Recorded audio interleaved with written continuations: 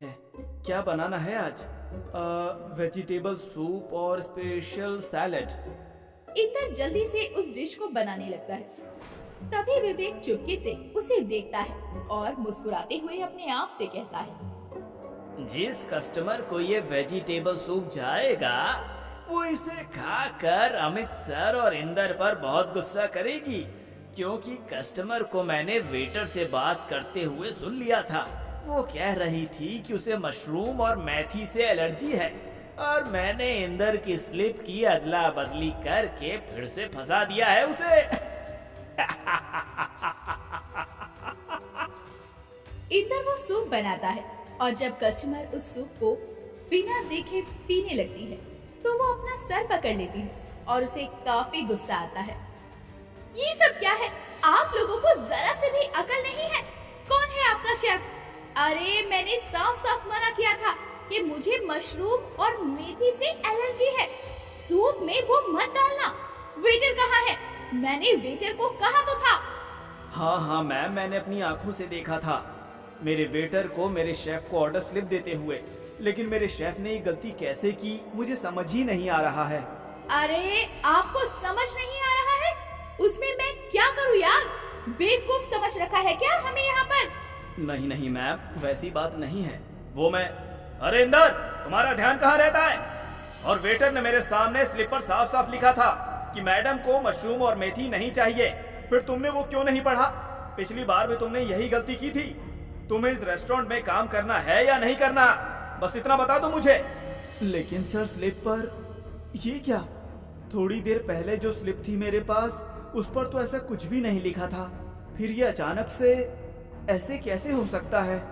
चालाक विवेक ने इस बार भी एंड मोमेंट पर पहले वाली ऑर्डर स्लिप वहाँ रख दी होती है और फिर एक बार इंदर उसकी रचाई चाल में फंस जाता है। ये नहीं हो सकता, मेरा विश्वास कीजिए सर, वहाँ सच में दूसरी स्लिप थी। ये कोई और स्लिप है। प्लीज मेरा भरोसा कीजिए सर। मैम, मैं सच कह रहा हूँ।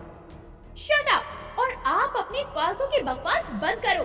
तुम जानते भी हो मैं कौन हूँ। मैं एक बहुत बड़ी बिजनेस वुमेन हूँ। अब देखना मैं कैसे तुम्हें बैन करवाती हूँ ताकि तुम्हें शहर के किसी भी रेस्टोरेंट में काम न मिले।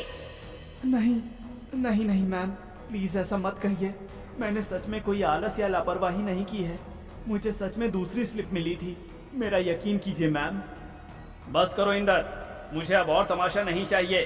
तुम्हारा नाम तो अब बर्बाद हो ही रहा है, लेकिन अब तुम्हारे साथ मेरे रेस्टोरेंट का भी नाम बर्बाद हो जाएगा। निकल जाओ मेरे रेस्टोरेंट से इंदर, अभी क्या अभी। लेकिन अमित सर।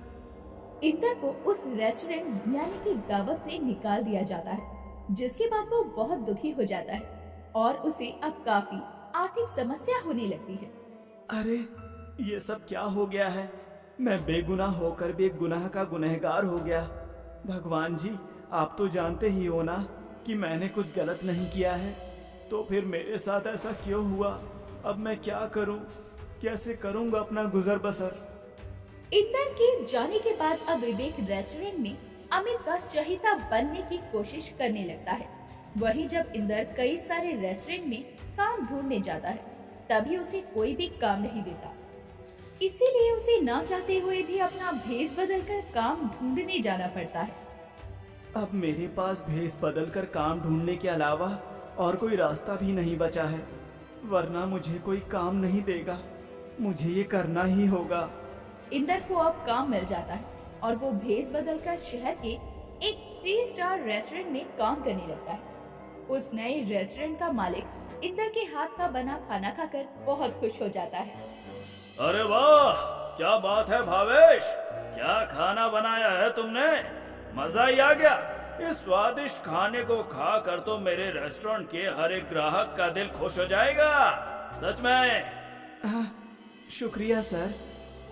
इंदर भावेश बनकर रहने लगता है और एक दिन विवेक जब रेस्टोरेंट के किचन रूम में अकेला होता है, तभी वो अकेले में अपने आप से कहता है, आखिरकार मेरा प्लान काम कर ही गया। इंदर को अब खाने के भी लाले पड़ रहे होंगे। अरे उसके और अमित सर के नाक के नीचे से मैंने ये सारी चालें चली और उसे फंसा कर इस रेस्टोरेंट से बाहर निकलवा दिया। बहुत होशियार समझता था ना वो खुद को। अब सारी होशियारी उतर चुकी होगी उसकी। अमित ये सब सुन लेता है।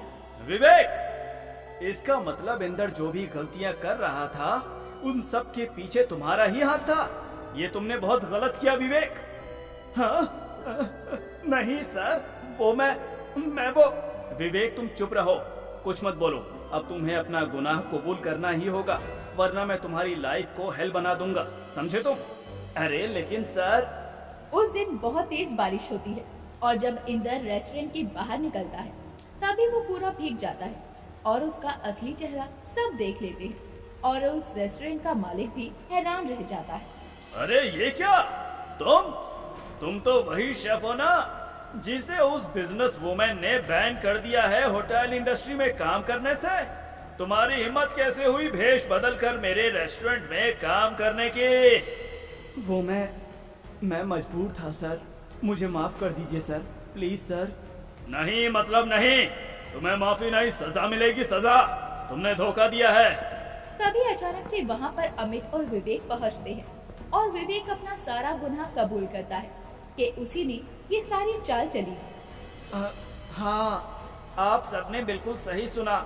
मैं ही वो व्यक्ति हूँ जिसके कारण इंदर के साथ ये सब हुआ।